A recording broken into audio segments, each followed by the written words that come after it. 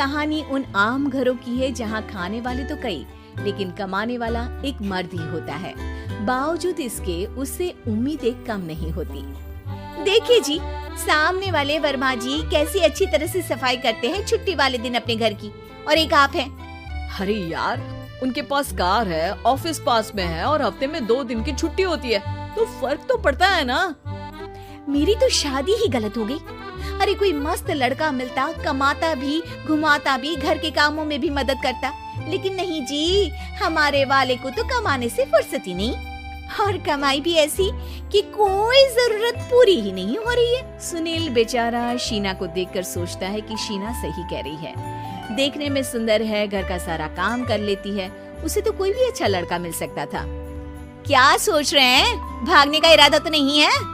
अरे नहीं मेरी प्यारी बीवी, मैं तो नहीं, पर डर है कि तुम नहीं कहीं भाग जाओ मुझे छोड़कर।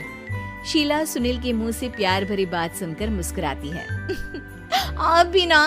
सुनील एक दिन ऑफिस से घर आता है कि तभी शीना कहती है, सुनिए जी, वो मेरी सहेली आई थी, सारा दिन वो लोग यहीं थे, अब जा रही थी तो मैंने कहा नहीं नहीं, मेरे पति छोड़ आएंगे ना तुम्हें, तो रोक लिया मैंने। सुनील थोड़ी देर कुछ सोचता है, फिर कहता है, ठीक है, मैं कपड़े चेंज करके आता हूँ। अरे तेरे पति को तो लग रहा है कि अच्छा नहीं लगा।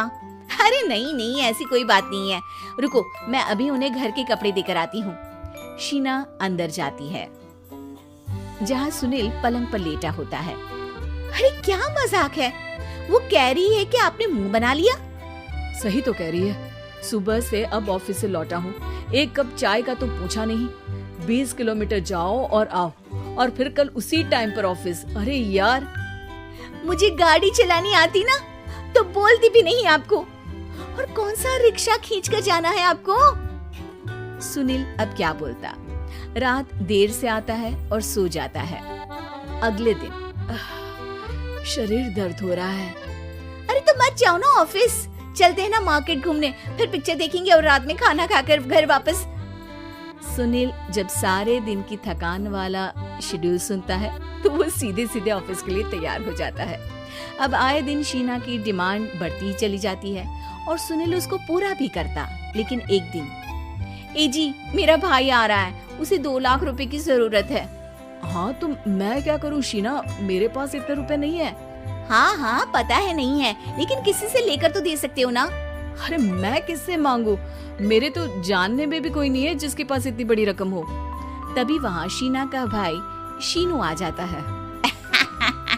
जीजा जी कैसे हैं आप?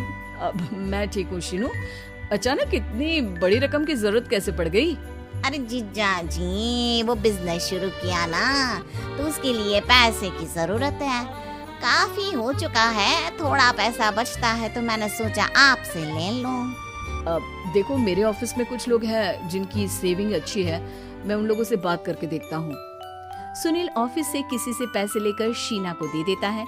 शीना वो पैसा भाई को दे देती है 2 महीने बाद।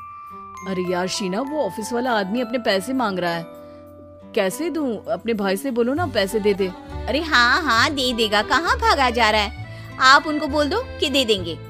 थोड़े दिन बाद, शीना वो आदमी मुझसे आज भी पैसे मांग रहा था यार, मैं तंग आ गया हूँ, ऑफिस जाते ही सामने उसका चेहरा दिखता है, क्या बोलूं, बार बार पैसे मांगता है।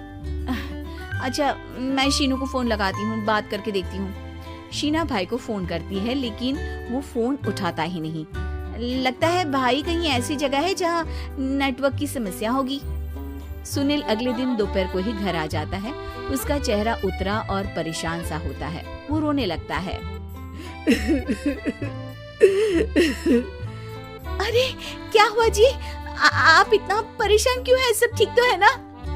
अरे नहीं शीना, कुछ ठीक नहीं है, मैं ठीक नहीं हूँ। तुम्हारे भाई के लिए मैंने जो पैसे लिए थे, उस आदमी ने आज भरे ऑफिस में सबके सामने मेरी बेइज्जती कर दी। सबके सामने आज मैं कर्जदार बनकर खड़ा था। मैंने हर वो प्रयास किया घर चलाने के लिए जो मैं कर सकता था, लेकिन अब नहीं होगा। वो फिर रोने लगता है। अरे आप तो औरतों की तरह रो रहे हैं, मर्द हैं आप। क्यों, आदमी के सीने में दिल नहीं होता, या फिर वो इंसान नहीं मशीन होता है? अरे मैं थक चुका हूँ शीना, तुम समझती क्यों नहीं? मैं भी शारीरिक और मानसिक रूप से थकता हूँ, मैं भी आराम करना चाहता हूँ, सुकून चाहता हूँ। मैं अब कुछ नहीं कर सकता। कुछ नहीं। वो बैठ जाता है। शीना पति को हैरान परेशान देखकर चुप हो जाती है। अगले दिन, सुनिए, ये लीजिए 2 लाख रुपए, उस आदमी को दे दीजिए और बोल दीजिए कि आज के बाद किसी को पैसे के लिए बेइज्जत ना करे। सुनील पैसे देखकर राहत की सांस लेता है। अरे शीना, तुमने तो मेरा बहुत बड़ा काम कर दिया। अब मैं शान से ऑफिस जा सकता हूँ। लेकिन ये पैसे आए कहाँ से? ये पैसे मैंने अपने गहनों को गिरवी रख कर लिया है। तुम ठीक रहो, निश्चिंत रहो, मैं बस यही चाहती हूँ। मुझे माफ करना, पर अब मैं समझ चुकी हूँ कि मर्द को भी दर्द होता है।